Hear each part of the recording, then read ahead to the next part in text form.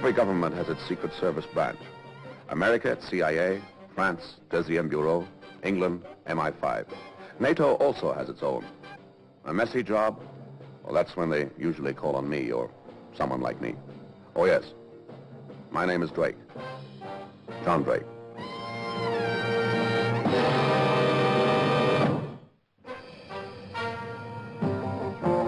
I can clearly remember the very first time I experienced a real, genuine surprise. It was when I learned that storks bring only storks. Now, since then, I've been surprised, but not as much, until this morning. I had a call from the Baravian embassy asking me if I'd come at once to see them. Now, I've been sentenced to death by their present government, in my absence, fortunately. Technically speaking, of course, the Baravian embassy is on Baravian soil, but they were hardly likely to execute me there and then on a Wednesday morning in a respectable London square, so curiosity got the better of me. I was even more surprised when I was ushered into the office of my old enemy, Miguel Torres, spy, undercover agent, provocateur, freelance saboteur. My old friend, John Drake. Why aren't you dead? Have a cigarette. Yeah, thank you. What do you think, huh? Of what? Of me, Miguel Torres, now the legitimate representative of a legitimate government. Everything legitimate. Come now, we do not carry torches or banners, you or I. We do a day's work for a day's pay, and if we find ourselves on the opposite sides of the fence, what harm? We are professionals, mechanics. When the job is over, there is no hard feelings, huh? What's on your mind? Our President Gomez and his wife arrived in this country last night. Oh, yes, I do scan a newspaper occasionally. Top-level trade talks, very good publicity angle, too. The lovers, where my husband goes, I go. My country and Maria are my life. It's all very touching. I did a good job, yes. But it is all true. They are very dependent upon one another. So? Nothing must happen to either of them while they are in London. This is why I have sent for you. Why me? I was told to get the best. Your dear old pal. Right. I want you with your quick eyes watching, and your big ears listening, and your animal sense of danger. And the real reason? We are expecting trouble from your friends. Be a little more explicit, please. Come now, Drake. This is Mike Torres, remember? And remember 2 years ago, the uprising in Moravia? Who was it helped the leaders to escape, huh? Who was it found them refuge here in London? Who knows where they are and is trusted by them? You! That is why I must have your help. What made you think I'd help you? For $10,000 and expenses, $20,000. No. Double if you stop an attempt. Triple if you stop a bullet. No, I wouldn't like to take your government's money. But I'll take the job, for one reason only. As you say, I know many Baravian exiles in this country. To them, the mere existence of your President Pablo Gomez is an offense and extreme provocation. They've got every reason for wanting to kill him. But they're my friends, and I wouldn't like them to get into that sort of trouble. He's not worth it. But you will help me. Yes, I'll Come. Thank you. And I feel so lonely and Enter. Mr. Drake, senora. Bring him in.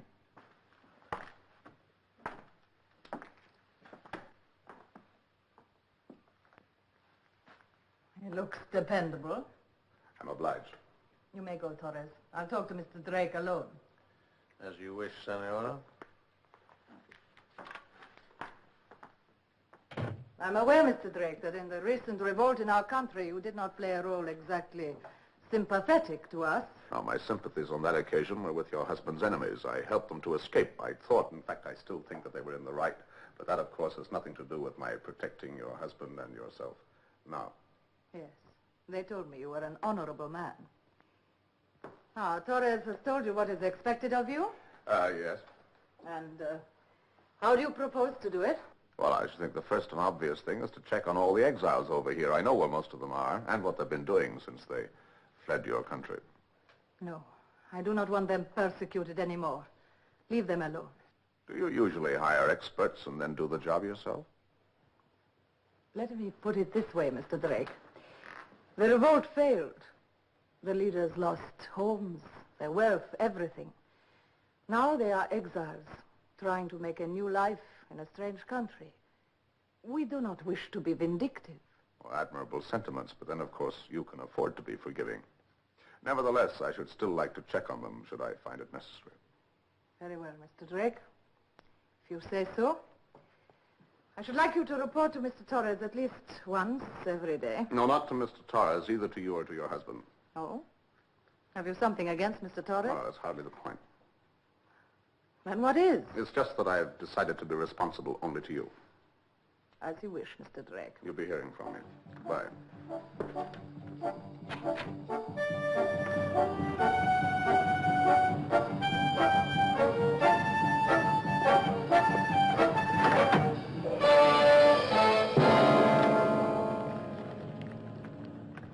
A Mr. Stavros said he was waiting to meet me in a pub called the Cricketers. I'd never heard of Mr. Stavros, but his style was dramatic. He said it was a matter of life and death.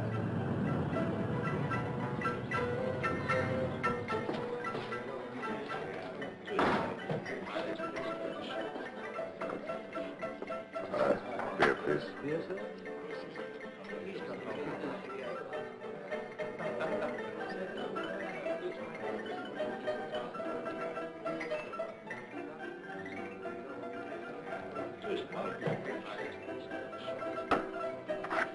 Thank you.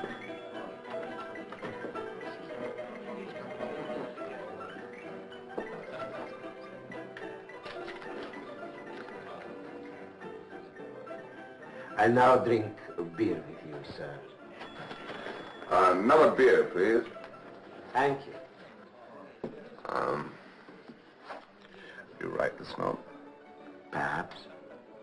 You say that there is a certain piece of information which might be of considerable interest to a distinguished visitor to this country? I do not say. The note says. All right, the note says. It is nice, I think. I first tell you a little about myself, a little background, yes? Yes, go ahead. I'm a solitary man. My own little room, my own bed. There's only me and my cat living together quietly with love and peace. I am my little cat. Her name is Samuel. I thought it amusing to give a little boy's name to my little girl cat. You find it amusing? You agree? Yes, I agree. Very amusing. Samuel, she has her amusements, yes, and I have my hobbies. Once my hobby was to set fires, commercially, you understand, for a fee, nothing personally, you understand? I understand. Oh, it was a big success, but I grew bored, yeah, dull. Now I have a more interesting hobby. I make bombs. Commercially, for a fee. Nothing personal. Exactly. Oh, that's very interesting, but right now I'm rather overstocked on bombs. Oh, no, you must not treat me like a door-to-door salesman. I'm not So, trying to sell you a bomb. What are you trying to sell me? A piece of information. Oh, go ahead. Early this morning, I delivered a bomb to a customer. It is intended for a very distinguished visitor to this country. Thank you. Very much. Press. Guys.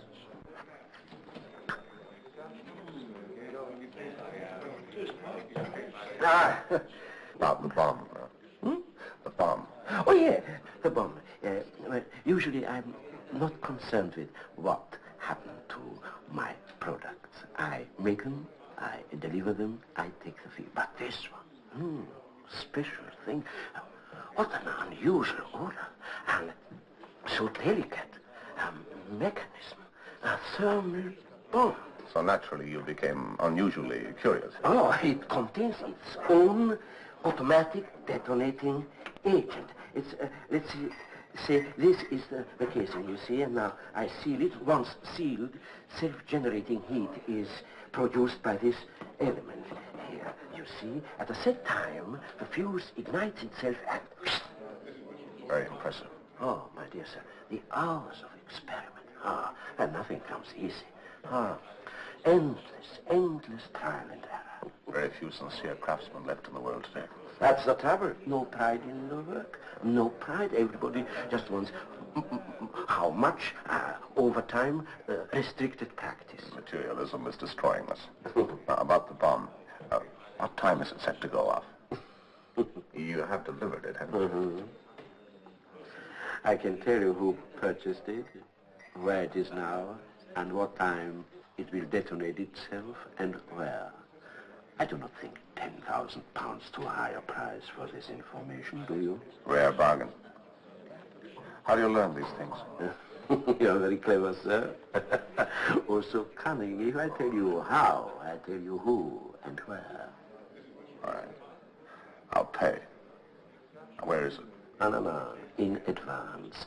If the money is not forthcoming later, what steps could I take? Can I sue? Surely you see the delicacy of my position. Oh, yes, of course there is that. All right, then I'll pay in advance. Now, if you were to come... No. You get the money in cash. And give me a number where I can call you in 1 hour. It won't go off before then. Sir, I'm a craftsman. All right. Here is a number where you can ring me. It's quite safe. It's a private line. You're a splendid gentleman. It's a pleasure to do business with you.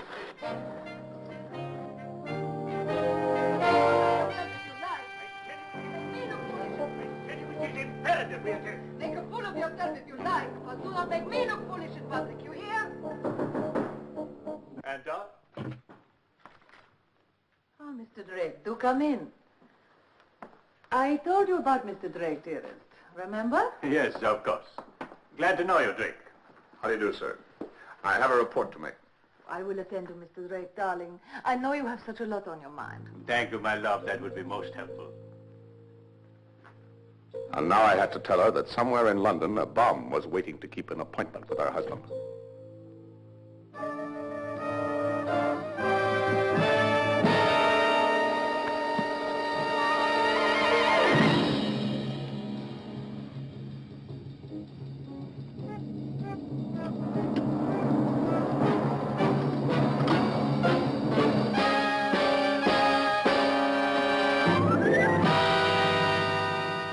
Couldn't you have had the police hold him? Well, I considered it, but we don't want him, you know. We want the bomb, if there is a bomb.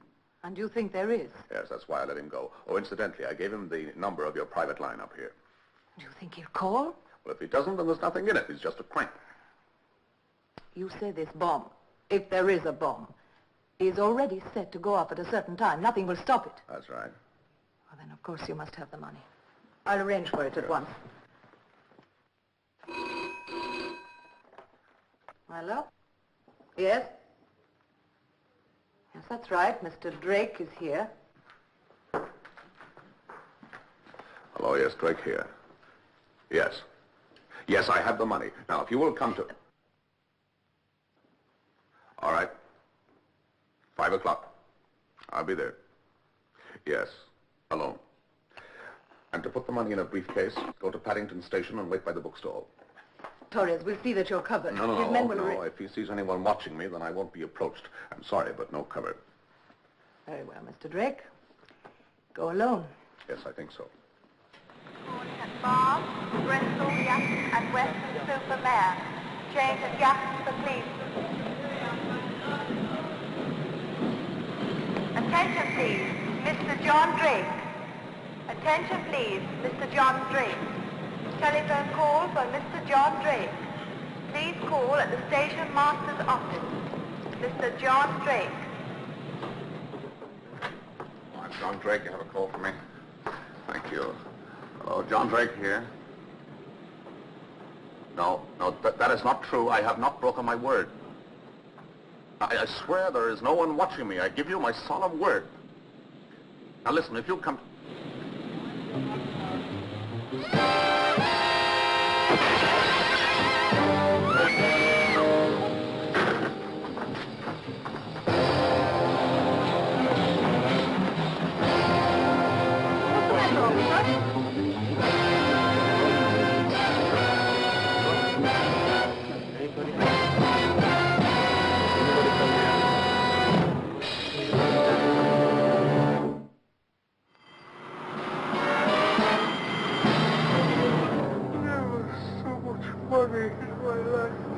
bargain.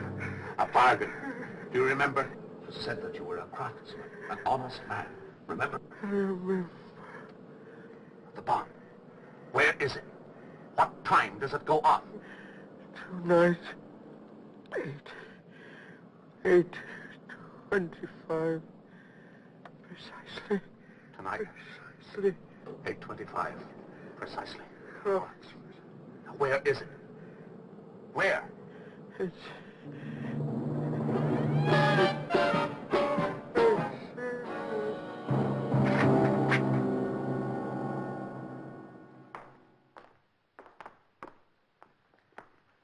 Well, you met him? Yes, I met him. But unfortunately, someone had put a bullet in him first. Oh, how terrible. Did he tell you anything? Yes, he told me something, but not enough. Did you ask Torres to have a watch put on me? Sorry, Mr. Drake, I have important business. No, I did not order anything of the kind. Why don't you check with Mr. Torres? I will. I promise you, my friend, no one gave orders that you were to be followed to the station. How did the murderer know where to find him? Are there any extensions on the private line upstairs? Of course not. I told no one else. The only people who knew were the president and his wife. But who killed Stavros is not our main problem at the moment. We have to find that bomb. I'll go and check on the exiles. It seems to be the logical step. I'll be back later on. I knew where each and every one of them were located, and I could put my hands on them at a moment's notice. But none of them knew anything. I kept Leonido to the last. I had a soft spot for Leonido. Leader of lost causes, idealist in chief, and perennial sacrificial goat. He doesn't know anything about this bomb, Mr. Drake. I promise you he doesn't. I'm sure he doesn't, Rosa. Please forgive this intrusion.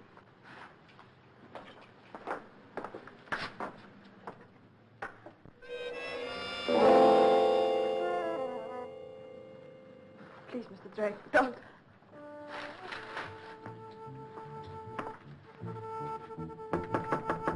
All right, you can come out now, ma'am.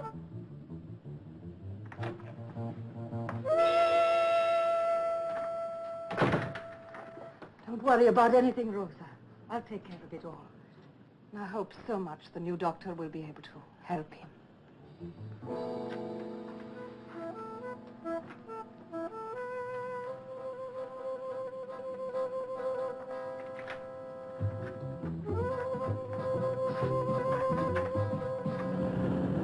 Mr. Drake, try to understand. A long time ago, when we were both children, Rosa was my friend. Whatever Leonido did to my husband and me, she is still Rosa. Whatever I can do to help her, I will do. Why did you hide from me, ma'am? I was not hiding from you. How was I to know it was you came into the room? It might have been just anyone. What the newspapers would have done with a story like that. You have a point there. You don't believe a word I've said.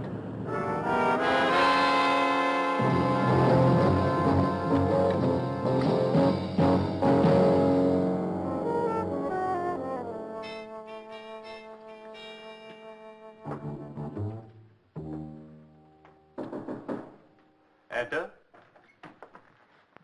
Aha, Mr. Drake. Good evening. May I bring my men in now, sir? Men? What men? What for? Oh, to search your suite, Mr. President. Either you have gone mad or I have. Now tell me slowly, why should anyone want to search my suite? Sure your wife has told you?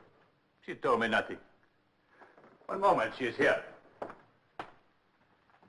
Maria, here a moment. Yes, my love? What's all this nonsense I hear from Drake about searching the suite? Mr. Drake has had information that a thermal bomb designed to kill us is concealed somewhere. Possibly in the embassy. What, and you knew this and did not tell me? Oh, for heaven's sake, Maria. I keep many things from you, Pablo. I saw no point in upsetting you. By all means, bring in your men. Make a complete search. I cannot understand you, Maria. Not to tell me something as important as this. May I suggest that you both go into the morning room that's already been searched? Very well. Thank you very much. Keep me aware of any developments, Drake. Oh, yes, of course. Would you come in now, please? Thank you. As quickly as you can.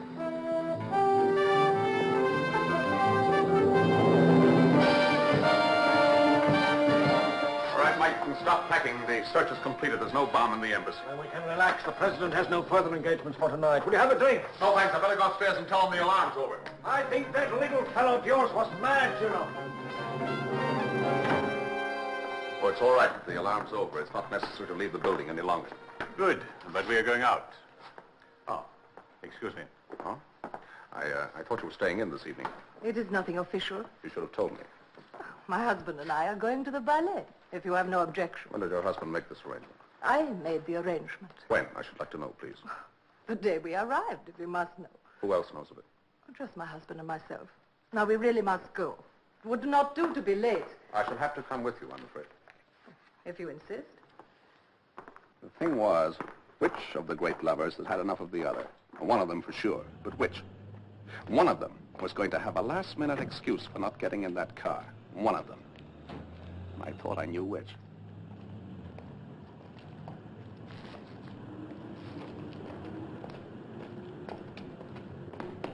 Sir, a long-distance call. The Minister for Defense. He must speak to you immediately. What now? Very well. Sorry, my love. You go on. I will follow. I was wrong. He stayed behind, not her.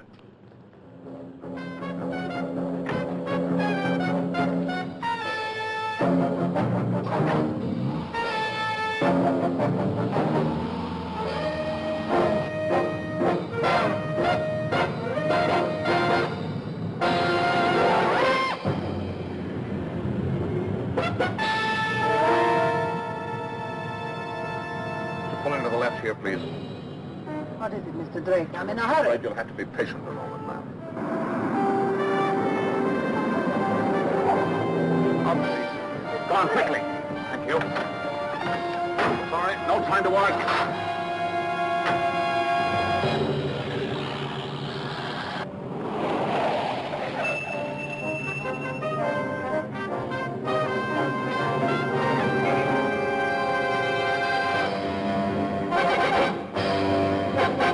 Mr. Drake, will you kindly explain your extraordinary behavior? Afraid that in 3.5 minutes your car is going to...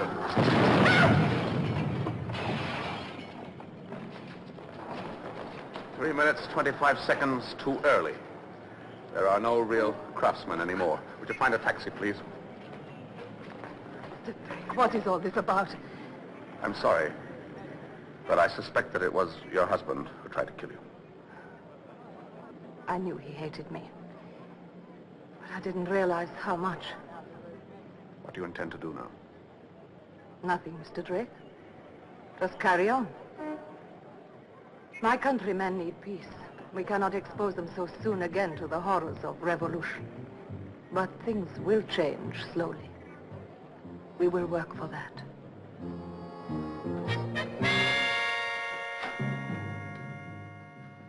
Well, why are you back so soon? I'm afraid I have something very dreadful to report, sir. Yes? Your car has been blown up by a bomb. No. My wife, she was in it. No. Thanks to Mr. Drake, I was not. I think you should know, sir, that I shall be making a full report on this, and if any other accidents were to happen to your wife in the future, I should make quite certain that the world knows all about this one.